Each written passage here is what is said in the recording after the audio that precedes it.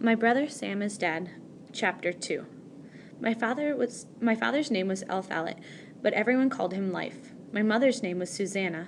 Father was born in Reading, where we have our tavern, but mother was born over in New York. He had cousins over there where she used to live. Their names were Platt, which used to be my mother's name. I've never met them, but my father went over to Verplank's Point every year to sell cattle and buy supplies. He stayed with them and caught up on the news. Reading wasn't much of a town compared with places like New Haven, although actually I've never been to New Haven. About the only big place I'd ever been was Fairfield, down on Long Island Sound, where I used to go sometimes with Father and Sam to pick up sugar and rum that came from the Barbados in big ships. There were thousands of people in Fairfield, at least it seemed like that, but there were only a few hundred in Reading. Reading was divided into two parts, Reading Center and Reading Ridge, which is where we lived. Our tavern was at the corner of where the Danbury-Fairfield Road met the Cross Highway. Across the Danbury-Fairfield Road from us was the church and the graveyard. Next to the church, on the other side of Cross Highway, was an empty field where the train band practiced drilling. Next door to us was the Betts house, and scattered around were dozens more houses. The Sanfords' house and the Rogers house and Mr. Huron's house and some others. Our tavern was finished with shingles, but some of the richer people, like Mr. Huron, had white clapboard siding on their houses. Our church in Reading Ridge was the Anglican church. Anglican meant English church. In England, everybody had to belong to it, or at least they were supposed to. In Connecticut, we had freedom of religion, so you could belong to any church you wanted, unless you were a Papist.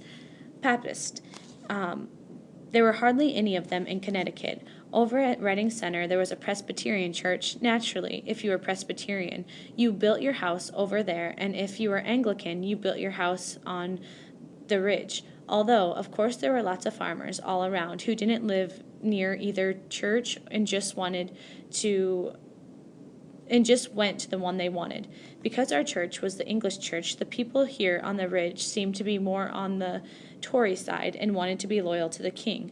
To tell the truth, I didn't exactly understand what the argument was all about. Ever since I could remember, all my life, in fact, there had been these discussions and arguments and debates about whether we ought to obey His Majesty's government or whether we should rebel.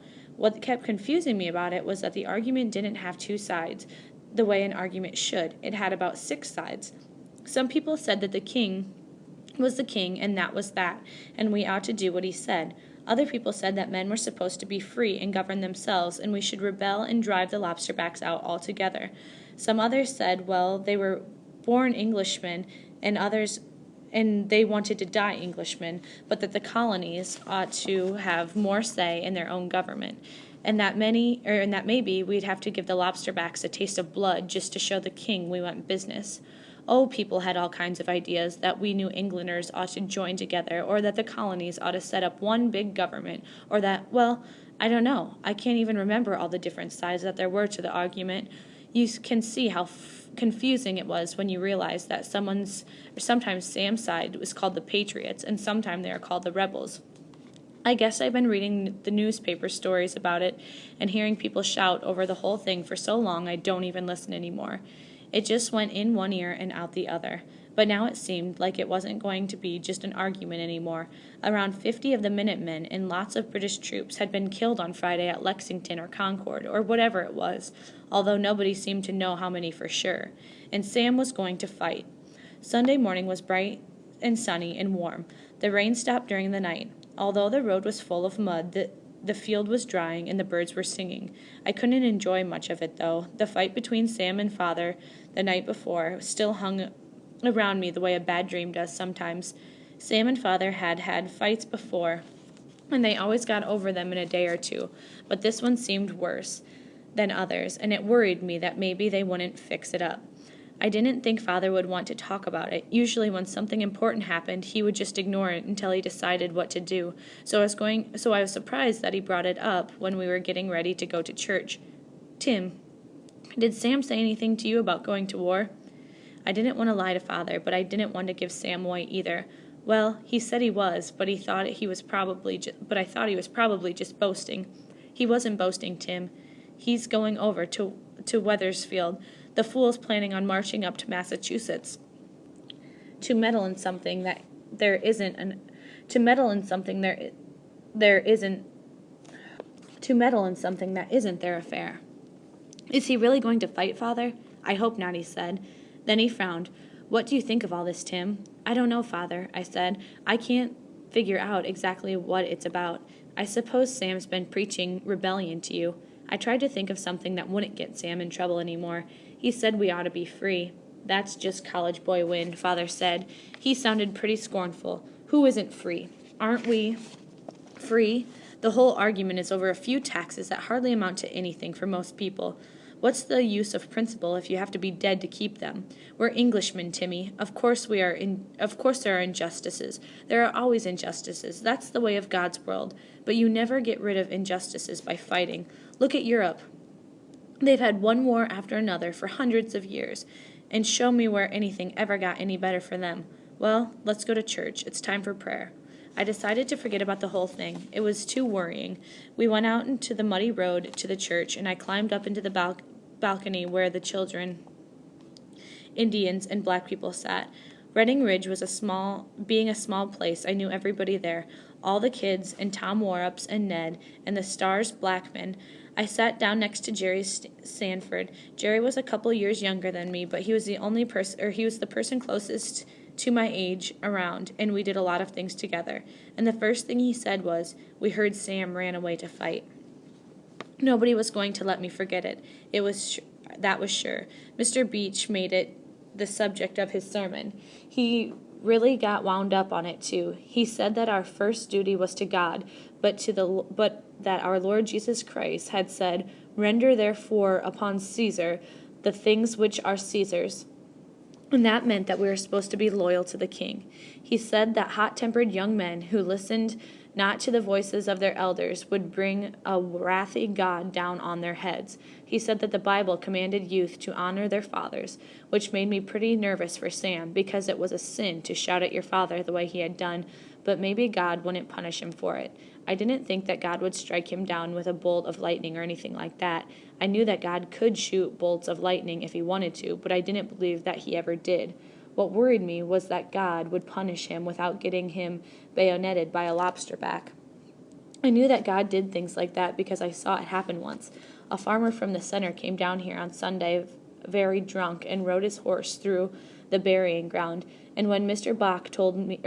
Beach told him to get out of there, he told Mr. Beach to go to hell and started to gallop his horse at Mr. Beach. But before the horse got more than 2 or 3 paces, he tripped on a headstone. And the farmer fell off and broke his neck and was dead a minute later. It's a true story. There were scores of witnesses.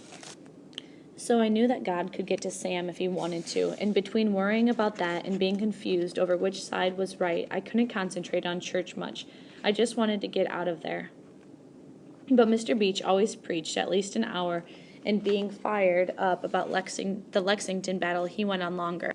Fortunately, he always had to get back to Newton to conduct service there in the afternoon, so finally he had to stop. And when we finished up the service, and I breathed a sigh of relief and got up and started to file out towards the stairs, I was nearly there when somebody touched me on the arm, and I turned around. It was Tom Warrups. Tom didn't look much like an Indian. He wore the same kind of brown shirt and trousers any farmer around Redding wore, and he spoke pretty good English. "Hello, Tom," I said. He didn't say anything, but he clutched me by the arm and sort of held me back, while others filed past us down the balcony steps. Then he said in a low voice, "If I tell you where Sam is, don't tell nobody." He looked at me hard and squeezed my arm, not enough to hurt, but enough to know I could tell he could hurt me if he wanted. "Is he at your place, Tom?" "You don't tell nobody, Timmy. You get Tom in trouble." "I won't tell Tom." "I won't, and I wouldn't either." Tom scared me. He let go of my arm and turned and went down the stairs, and I came along behind him. My parents were standing out in front of the church talking to people. It was always the same. Church was practically the only time we ever saw some of the other farmers from farther out in the parish, places like Umpawag. They wanted to keep up with the news, and Father always spent some time with them. It was good business, Father said, to be cordial with people. I knew they wanted me to stand around and be cordial too, so I did, but mostly Jerry Sanford and I threw little stones at each other until Father caught us and made us stop.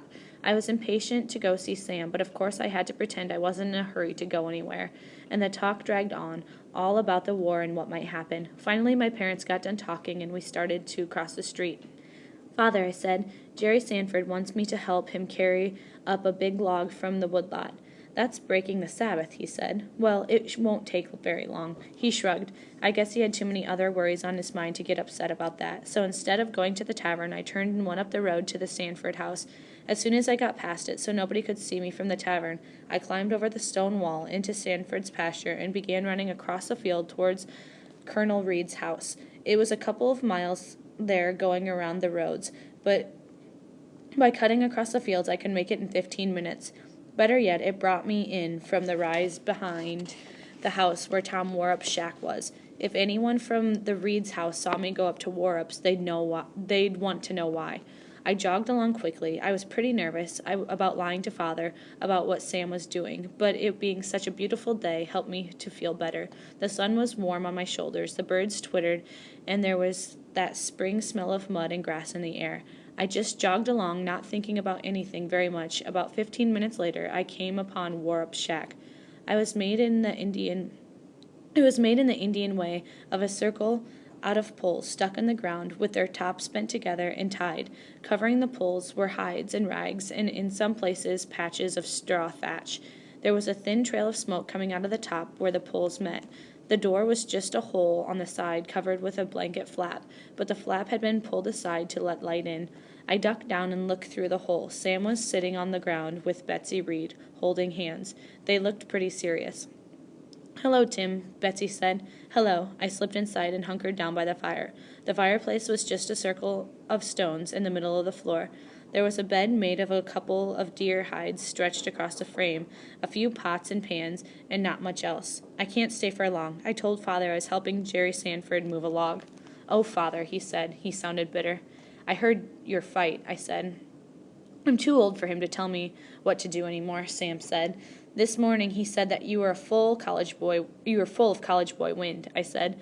That's because I wouldn't obey him. He picked up a stone and began jiggling it from hand to hand. I guess he's still mad at me. He cried last night after he left, Sam. Maybe he knows something about wars that you don't. Nobody said anything for a minute. I picked up a stick and began to push it into the fire to see it burn. Then Betsy Reed said, Timmy, are you on your father's side or... I wish she hadn't asked me that question. I didn't want to answer it. In fact, I didn't know how to answer it. I don't understand what it's all about, I said. It's simple, Sam said. Either we're going to be free or we're not. Betsy touched his arm. It isn't that simple, Sam. There's more to it. What side is your family on, Betsy? I asked. Oh, we're all patriots. After all, my grandfather is head of the militia. Her grandfather was Colonel Reed. Her father was Colonel Reed's son, Zalman Reed. They live not far from Colonel Reed. Is your father going to fight the lobsterbacks? I don't think so, Betsy said. He's too old. He should probably resign his commission to some younger man. Anyway, he doesn't think we ought to fight unless we really have to. He said there ought to be some sort of way of working it out with the king and the parliament without having to fight. There isn't any way to work it out, Sam said. The British government is determined to keep us their slaves. We're going to fight. A lot of people aren't going to fight, I said. Around here they're not. This is Tory country. Father, Mr. Beach, the Lyons, the Couches, most of them in our church are Tories, and they think that it's the same everywhere, but it isn't. Down in New Haven, they're ready to fight, and the Wyndhams have already marched their militia to Boston. He was being scornful. Sam always got scornful when other people disagreed with him, because he always thought he was right. Although, to be honest, a lot of the time he was right, because of being so smart, but still, it's hard for me to think that Father was wrong.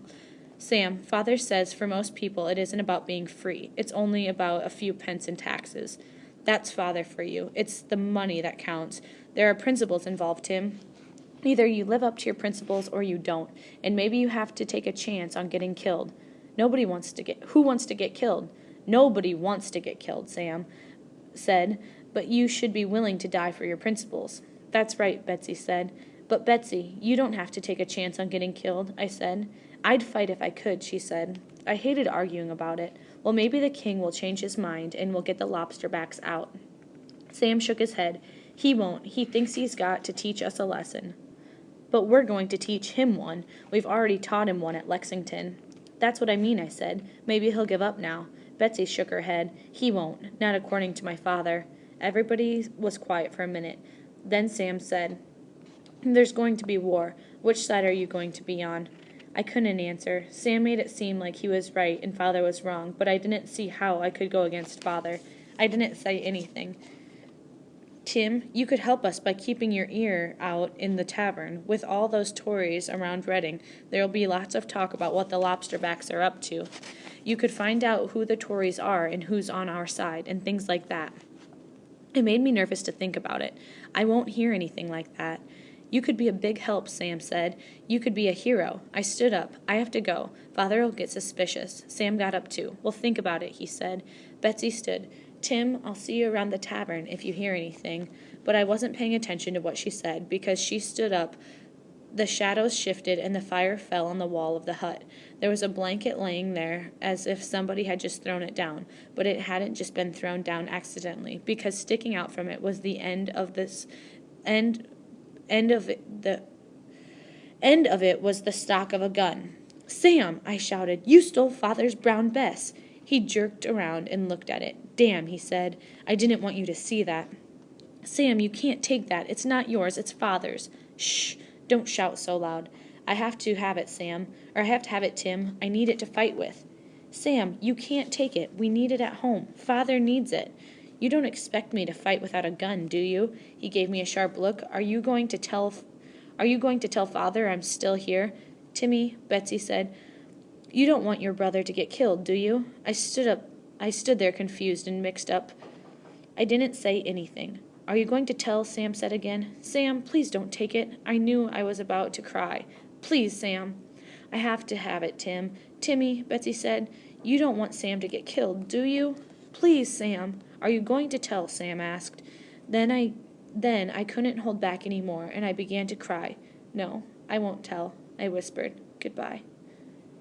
And I turned and ran out of the hut and across the field. About halfway home, I got ashamed of myself for crying and stopped. And by the time I reached the tavern, I got my eyes back to normal, and nobody noticed.